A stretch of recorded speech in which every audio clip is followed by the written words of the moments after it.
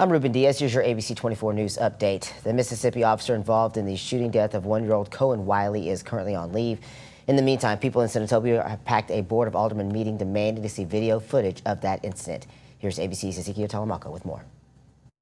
Community members filled Senitobia City Hall following the death of one-year-old Kohen Wiley after he was shot and killed in the Senitobia Walmart right off of US 51. Now, when it comes to community members, they say that they've had enough and they're demanding for evidence when it comes to what took place here on Sunday. According to the Mississippi Bureau of Investigation, officers with the Senitobia Police Department and Tate County Sheriff's Office responded to a shoplifting call Sunday at the Walmart on US 51. Investigators say that officers encountered two subjects and a child leaving the store in a vehicle. The MBI says that the driver allegedly drove towards officers and nearly struck one of them before an officer fired their weapon. Now, the vehicle later arrived at a local hospital where one-year-old Kohen Wiley was pronounced dead and another person was listed in critical condition. During Tuesday's Board of Aldermen meeting, residents called for the release of the video following the incident. So we want some footage, okay? Before y'all tamper with it and do all what y'all do, before y'all do all that right there, we like to see some clear-cut footage as to what happened at Walmart parking lot and what caused this deranged officer to feel the need to fire on a woman and a child. MBI is over the investigation. Listen what I'm saying. I would like to see the footage just as well as everybody else in order to make a decision. I mean, you get what I'm saying? Brother. I understand we need to suspend him without pay. Suspending him without pay until MBI finishes their investigation. City leaders also announced that the officer involved had been placed on administrative leave without pay pending the outcome of the investigation. Mississippi Department of Public Safety Commissioner Sean Tyndall says that investigators are working to collect evidence and to complete a thorough review of the incident. It's one of those things that across the board it takes time. Again, this happened on Sunday. We got to gather a lot of that evidence, and it doesn't just happen as quick as everybody wants it to. I understand that, but I cannot allow expediency to overtake the quality of the work that we're expected to do in these types of cases. The Mississippi Bureau of Investigation tells ABC 24 specifically that this remains an ongoing investigation and that, again, they're going to continue to send more information to the Attorney General of Mississippi when it comes to what took place at the Walmart right here at US 51. Now, when it comes to the residents that I've spoken to, they are furious when it comes to the death of this one-year-old child. Reporting in Senitobia, Mississippi, I'm Ezekiel Telemaco, ABC 24 News. Now, the family of baby Kohen has retained nationally renowned civil rights attorney Ben Crump to represent them. In a statement, Attorney Crump said Kohen Wiley was a baby. His mother, who has not been charged with any crimes, says she was trying to communicate to officers that there was a baby in the car, but they fired anyway.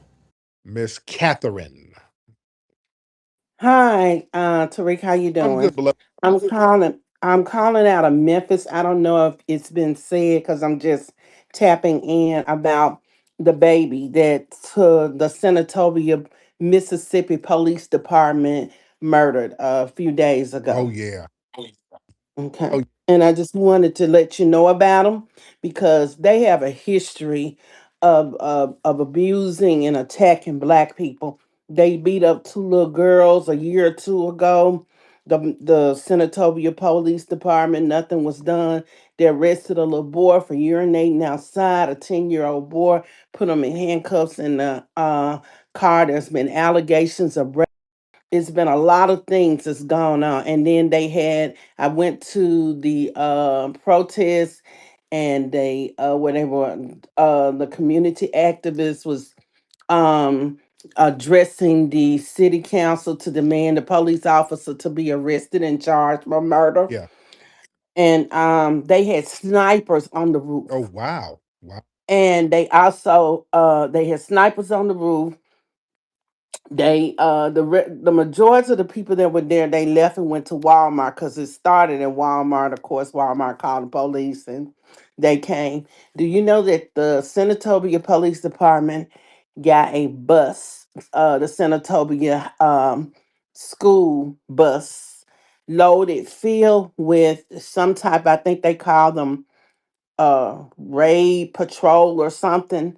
They got off the bus and all of them had rifles at Walmart and they tear gassed the people at Walmart and they were out doing nothing. Man, okay, let me get on or let me talk. Thank you so much, beloved. For those You Is out there in Senitobia, Mississippi. This happened a couple of like Sunday, I think. There was a baby, 1-year-old black child, Cohen Cartier Wiley. All right. What happened, from what I understand, there was a shoplifting call. All right. And there's mixed stories happening. Witnesses and family says that these women were just buying diapers. Somebody called the police and said they were shoplifting. From what I understand, they were not shoplifting. They were not. Like I just said before, folks call up and make these false police calls on people, hoping that somebody's going to get ambushed. So what happened? The women got into the car to leave, and they said that the driver was driving. This is what the police are trying to say. They're saying that the driver was driving in the direction of the officers, almost striking one. But that contradicts a lot of other witnesses. And they said that was their justification for opening fire. The reality is, people are saying that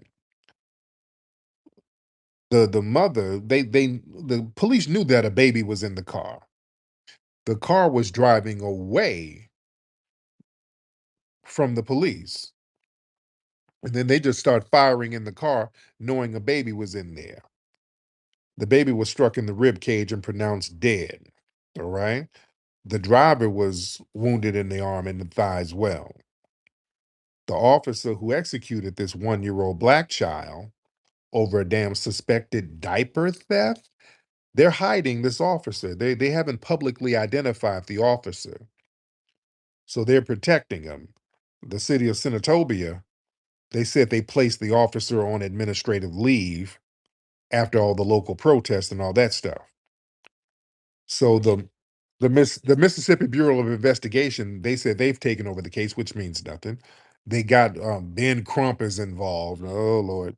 So that's going to be whatever.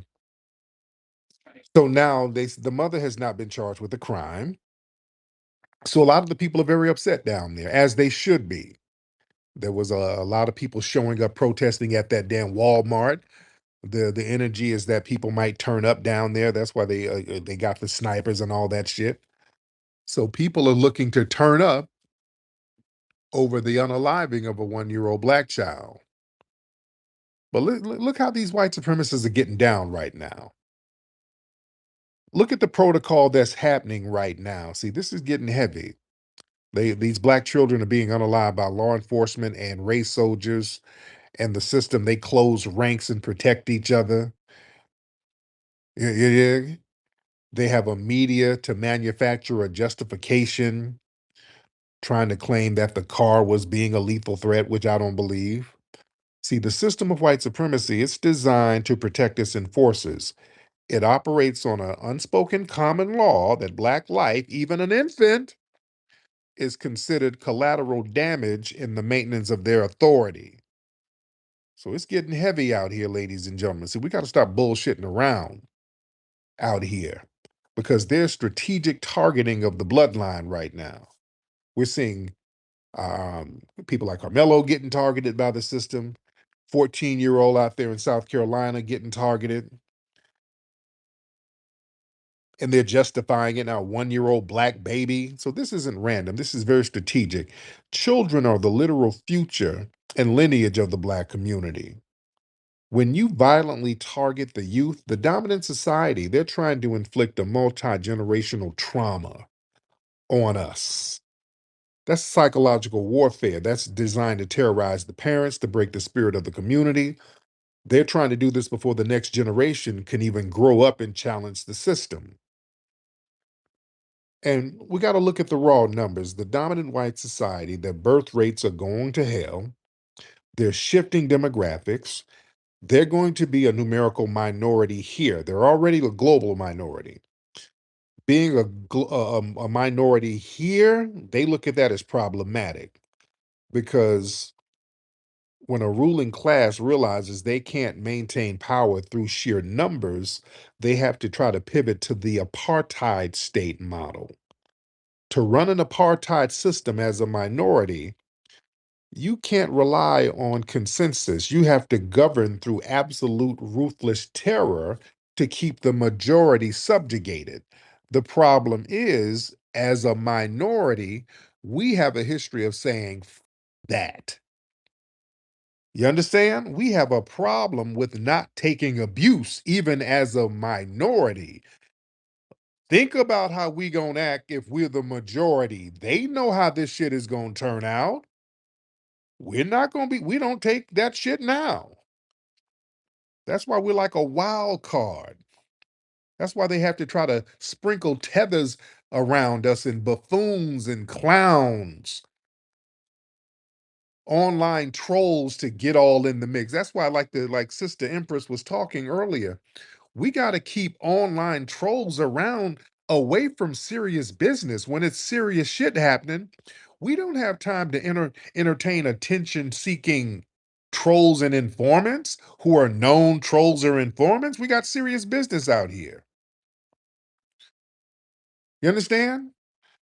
So, what we're witnessing, ladies and gentlemen, we're witnessing a hyper-aggression of declining power. The white supremacists are panicking about their dwindling numbers and they're losing a grip on absolute dominance. So, they want to act out with severe vengeance. You want to take out your aggression on the most vulnerable members of our society, Black children. That's them trying to flex power, albeit how weak it is. That's a twisted way of them signaling that they're still in charge and nobody, even a baby in a car seat, is safe from their reach. You understand? So we have to be very serious about defending ourselves, getting on code with each other to make sure everybody is good within our community. We ain't got time for people to be out here samboing it up. These white supremacists are on the loose, they're on the march, they're targeting our children. When they target your children, these people are taking the gloves off. You understand? That's why up in Ohio, when they unalived that brother's son in Ohio, and then he took one of them race soldiers out, look how shook they were. They don't want that precedent set. That brother took one of them race soldiers out. He did an eye for an eye, and they all tried to show up and intimidate him, but they were looking scared. Don't ever forget that. That brother walked in that courtroom with his head up, like, yeah, I did what I had to do. I'm dealing with the consequences. And those race soldiers look shook because that's some shit they cannot control. They can't control when somebody's gonna get some get back on their ass from an asymmetrical standpoint. They can't control that. You understand? So it's about to get very interesting and deep out here. Ariel, hop on in. Ariel or Ariel. I don't know if I'm pronouncing your name right. Ariel, Ariel, hop on in. Ariel. All right, Ariel ain't saying nothing, so we'll get Israelite. Let's get Israelite by blood, and then we'll get Nuremberg facts. Israelite, you in here, Israelite? Yeah, what up, Tariq? Can you hear I me? can hear you a little low, but it's a All right, hold up. Yeah, let me put you. All right, how's that? Is it better? little bit better. Yeah, what's on your mind? Okay. Nah, man. Just listen to what you're saying about that Mississippi. That's crazy. Yo, yeah, Like that is something that I do not take lightly. yeah, And like you right about messing with the kids. It's like that's when you gonna end up. They wanna. I don't think they really want to start that race war that they talk about, but it's gonna get to a point to where we just saying enough is enough. mm, Like we can't take this shit no more. yeah, And it's like basically with Carmelo, I'm hoping that he get his appeal. yeah, He needs to get that appeal. Definitely we know it was a sham trial. They railroaded him. Like the lawyer was some bullshit, yep, but definitely to the point that you're saying, like we definitely need to protect ourselves. We need to carry, get your, if you can, I get your weapons, get what you got to get, because these dudes ain't playing. They not playing with us, so we need to do the same. yep, Like old boy Rodney, Rodney Hidden, eye for an eye. yeah, They messing with you, we take them out. Like there's no need to let them go to court, because all they gonna do is give, they gonna let them off. So go ahead and just handle your business. But I'm gonna drop right there, Tariq. Thank you. Sir. Ariel, are you in here? I'm gonna get you out if you're not saying nothing. Ariel, there you go. What's up, Yes, Ariel? sir. Nothing much. Good morning. Good morning.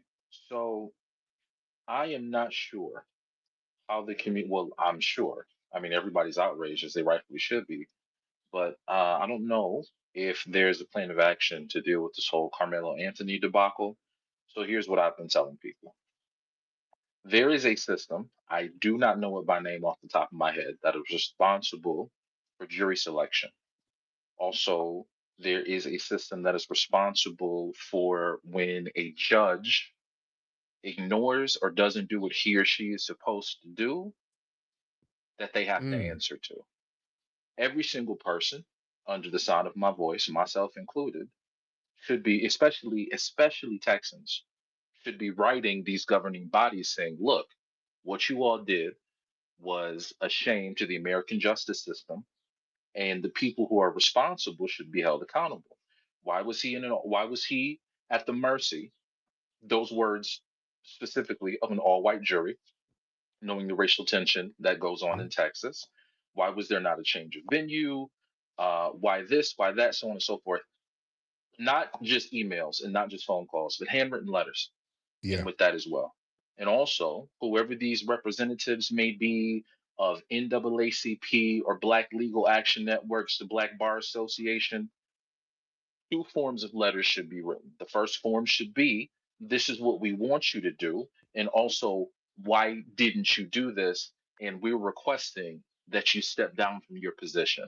You're not going to get 30 to 70,000 just for sitting pretty saying you the Right, emperor niggas. right. It's not going to Hmm. work that way. So that's wholeheartedly what I think people should be doing. And it should be a literal onslaught until there's a response that people are Yes, indeed. satisfied with. So that's what I Thank you wanted so to much, say. brother. I appreciate you. Let's get we'll get the Black Nuremberg trials, then we'll get Robbie. Black. Hey, B1 to the room. How you doing, sir? I just want to say we just need to defend ourselves, and it's a system of a damned if you do, damned if you don't. For me, I'd rather be carried out by 6 than judged by 12. Perfect example. We see what happened with the Carmelo Anthony case. That's all I have to say. B1. There you go. Brother Robbie Blue. What's up, Robbie Blue? What's going on, Brother Tariq? God bless you and your family. What's up, family? I hope you can hear me clearly. I was trying to come up earlier when that previous suspected white supremacist was, coming in with an olive branch. Then all of a sudden you were able to, get him to express his true white supremacy like an exorcist. And he was talking about this thing about veterans, right? And I wanted to just say, as a veteran, first and foremost, that the only way a white supremacist veteran is homeless is if he is a like if he gets a dishonorable discharge or other than honorable discharge.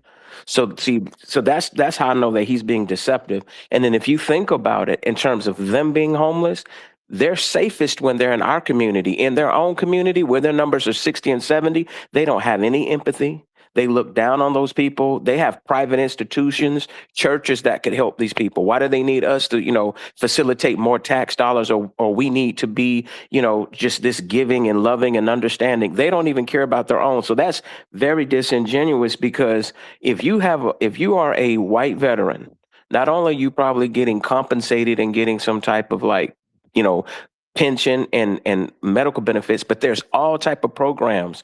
I get it in the mail all the time talking about, drug rehab. They even help veterans if they're going through foreclosure. And I don't think for a second that they're going to gatekeep with their own people. So that goes to show you, if you're white and you're struggling in this country, you really have to be a failure, which is part of the reason why they're envious against us. Because like right now, our middle class is roughly at 12%.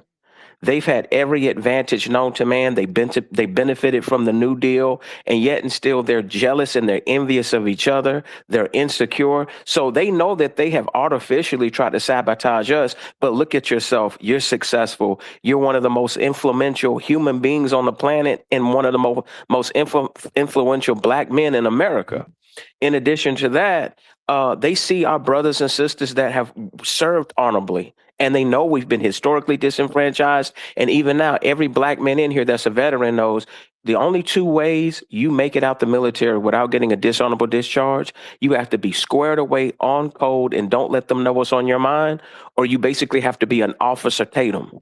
You just have to be somebody who's just willing, you know what I'm saying, to be a tool for white supremacy and do their bidding, and they'll keep you around like a good pet. But for most of us, we know how easy it is for them to railroad us, get us to do a lot of service, and then falsely give us a dishonorable discharge or try to, like, put a jacket on us. So I just wanted to clear that up, just how vile and how much they Oh lie. yeah. You know what I'm saying? Let's say, well, y'all don't need reparations because veterans ain't being taken care of. Man, there's a lot of them that probably are receiving benefits they haven't even earned. And I land my Oh plane. man, thank you so much, brother Robbie. Robbie in the building. Shout out to brother Robbie. Always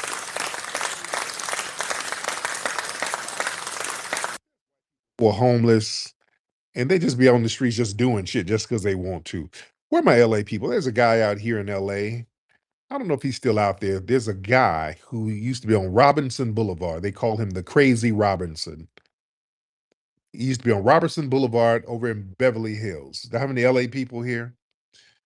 They called him the Crazy Robertson because he would be on Robertson Boulevard, this white man, just dancing. He'd be in the same spot every day. Because I used to date a girl who stayed over there in that area years ago. And when I go visit her, I drive down Robinson, and his ass be in the same spot with a radio dancing. That's a homeless looking white dude dancing his ass off. And come to find out, this guy allegedly comes from a rich family. He's allegedly like from a wealthy family, but his ass be out there in a tutu and a halter top, just dancing on the fucking corner, grooving his ass off, looking like old girl from Flashdance. He dressed in like 80s clothes. He dressed in like these Jane Fonda aerobics clothes from the 80s and be out there doing some damn 1984 dances and shit. I don't know if he might still be out there, but this was shit over 20 something years ago. But wasn't he financially, allegedly, he was cool financially. So yeah, just because a white person is homeless, they're not entitled to no reparations. Hell, Robert Downey Jr. was homeless at one point and on the pipe. Now he's shit, damn near an A-list actor in Hollywood. They still got whiteness to fall back on. Understand that. They got $1 million worth of whiteness. That whiteness will work for them. All right. You take that whiteness to the right place, it'll work for you. The Truth. What's up, Truth? Hey, Tariq, good morning on my side from South Africa.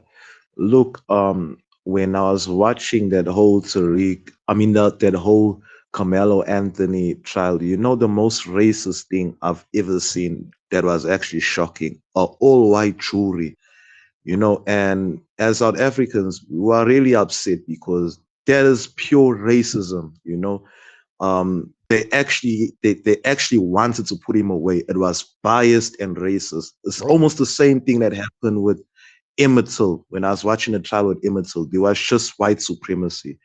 So as a South African, I sympathize with y'all, that is pure white supremacy. Stand up for your community. Thank you, Tariq. yeah, I man. have nothing much to add with you. Thanks.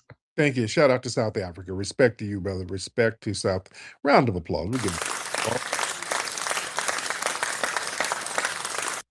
All right, let's get Solon Pride. Solon Pride in the building. Solon Pride. Want to unmute your mic, Solon Pride? Oh, yes. Hi. Doing, beloved? I'm from Vegas. I'm a veteran. So I heard what that guy was Yeah. saying.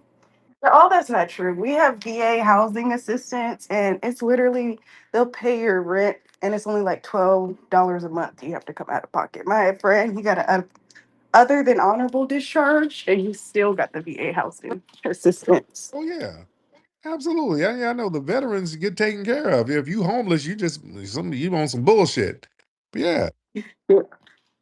And I was calling because I've been talking to my family about it and I wanted to see like how we can like really contribute to the community and like get a like city or town going. Yeah. It's possible. We gotta understand how white supremacist sabotage is, though. Yeah. To get a city, it's very easy. It's very easy for us to start a town. We've started several towns and cities. You understand? We started Buffalo, Chicago, um, Oscarville, which was Lake Lanier now. There's a lot of towns that we hell, Los Angeles. It was black people who were some of the founders of Los Angeles out here. You understand? There's a lot of town in Oklahoma. Shit, they got the most black founded towns are in Oklahoma. We had a whole bunch of black towns and all that. Wilmington. The problem is when they become too prosperous, the white supremacists start trying to sabotage it. Out here in California, I can go, you just show me a state. I can show you where we had towns. Allensworth, right up there by Bakersville, a very little small village. Foundational Black Americans after the Civil War came out here. Beautiful little area. It's a museum piece now. The white supremacists start sabotaging the damn water supply. We got a white supremacy problem. That's the thing. We always got to keep our eye out on them. Anytime we get something going independent, the white supremacists, they will sabotage it. We get a black district that's popping. What do? They put a freeway on top of it out here in Los Angeles. Again, I can just talk about my area. Central Avenue, all that. That was the black epicenter of this town. Prosperous businesses, hotels, the whole shebang. They put the 110 freeway over there, near there. That uprooted a lot of businesses, which is what they're doing to Crenshaw now. You live in LA, you see what's going on Crenshaw. They're putting that train down there on Crenshaw, right over there. Crenshaw and Slauson, that's a major train hub. You know what I'm saying? And that has uprooted a lot of the black businesses. Nipsey's spot was over there. There was a reason why they were messing with Nipsey. Come on, man. Let's tie it all together. Well, they're doing shit with us. You look at Crenshaw Boulevard and over there in South LA, these white city council members and community council members working behind the scenes to sabotage us. I'm telling you firsthand, we got a prosperous business going, and then these people got petitions on us now, talking about noise complaints. They were doing some janky shit with Chef Maryland. They're doing some janky shit with Doolin's out here. It's a very famous black restaurant. So yeah. We have to deal with the white supremacists doing slick shit. That's why I always keep my focus on them. Let's get brother Cole. Cole Chief. Cole Chief, hop on in, Cole. Brother Cole. Mr. Cole Chief. Yes, sir. Yes, sir. My fault. I had it on mute. Hey, check it out. You good, Tariq? I just want to. I heard the little sister say something about a town, right? I just want to chime in and tell you.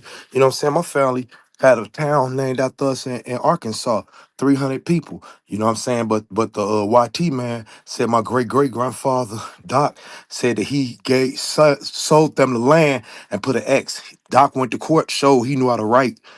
Dude still got the land, got portions of our land, so Doc popped them. You know what I'm saying? But yeah, we got towns, so we can get them. That's all. I just don't want us to think that we can't. You know what I'm saying? It's just the white supremacists try to get Oh us. yeah, absolutely. Yes, indeed. Oh yeah. We founded several towns. Dude, we founded a whole bunch of towns around the country. And the minute they become prosperous, well, we're dealing with some insecure ass people. When we get prosperous and they see they've done so much shit to us and we can still just rebuild over and over and over again, they're like, God damn.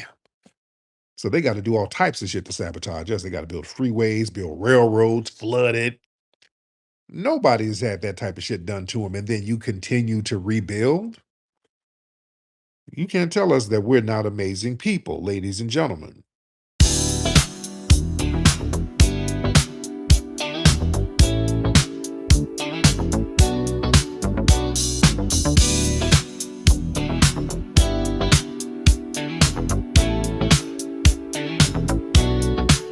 That's that root work flavor, bold and divine.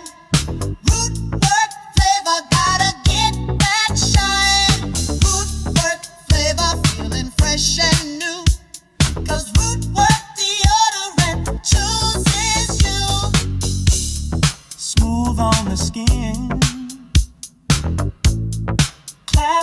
soul. You wear root work when you're in control.